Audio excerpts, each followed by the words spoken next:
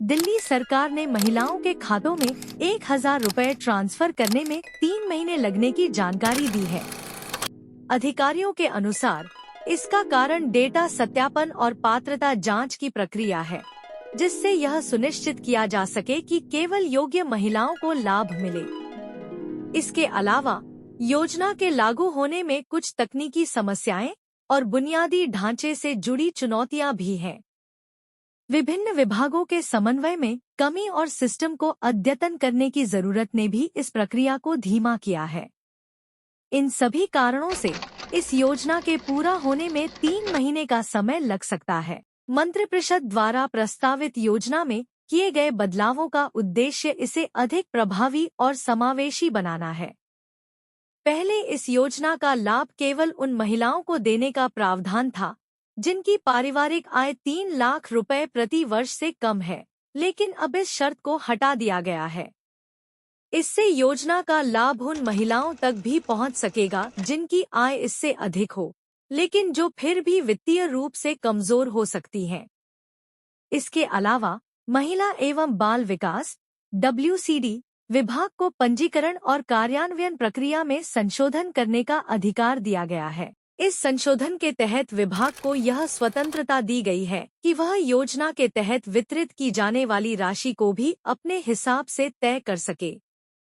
इससे योजना की कार्यान्वयन प्रक्रिया को और भी ज्यादा लचीला और प्रभावी बनाया जा सकेगा, ताकि अधिक से अधिक महिलाओं को इसका लाभ मिल सके।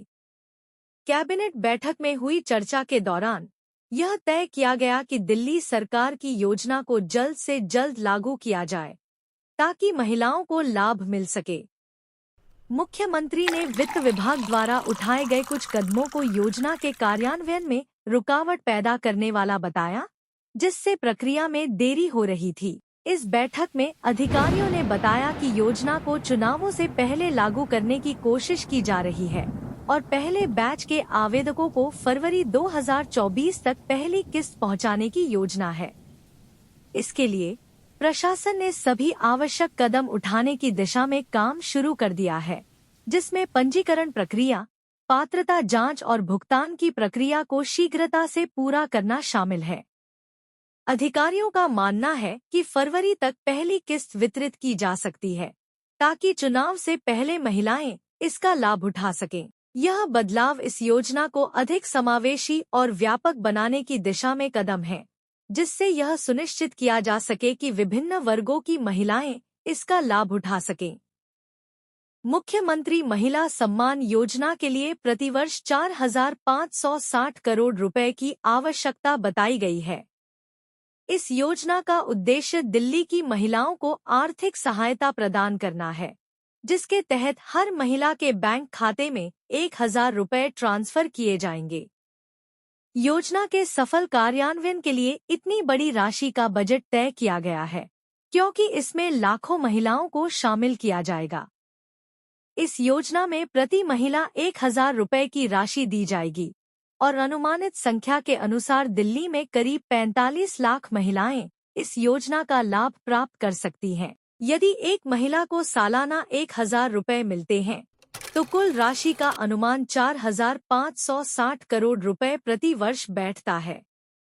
इसके अलावा योजना के अंतर्गत अन्य खर्चे भी शामिल हो सकते हैं, जैसे पंजीकरण, डेटा सत्यापन, तकनीकी संसाधनों का प्रबंधन, प्रशासनिक खर्चे और वितरण प्रणाली की लागत। इन सभी पहलुओं को ध्यान में रखते हुए सरकार ने इस योजना के लिए बड़ी राशि का प्रावधान किया है, ताकि यह योजना सुचारू रूप से लागू की जा सके और महिलाओं तक लाभ पहुंचे। मुख्यमंत्री महिला सम्मान योजना के क्रियान्वयन के लिए प्रस्तावित पोर्टल अभी तक तैयार नहीं हो सका है, जो इस योजना के तहत महिलाओं के पंजीकरण, डेटा सत्यापन और वित्तीय लेनदेन जैसी प्रक्रियाओं को संभालेगा। विभाग के अधिकारियों का कहना है कि इस पोर्टल के निर्माण और इसके संचालन को सुचारू रूप से चलाने के लिए कम से कम 3 महीने का समय लग सकता है।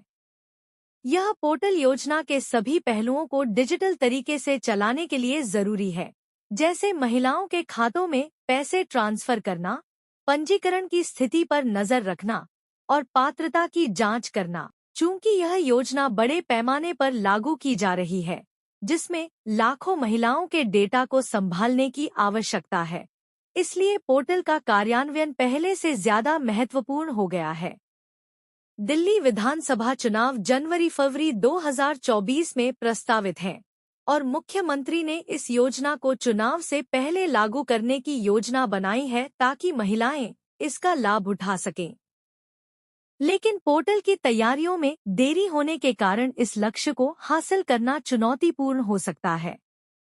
सरकार को इस समस्या से निपटने के लिए जल्द से जल्द पोर्टल का निर्माण और परीक्षण करना होगा, ताकि योजना को सही समय पर लागू किया जा सके। इसके अलावा पंजीकरण और वितरण प्रक्रिया को ध्यान में रखते हुए प्रशासन को भी तकनीकी और प्रशासनिक ढांचे में सुधार करना होगा, ताकि योजना का लाभ अधिकतम महिलाओं तक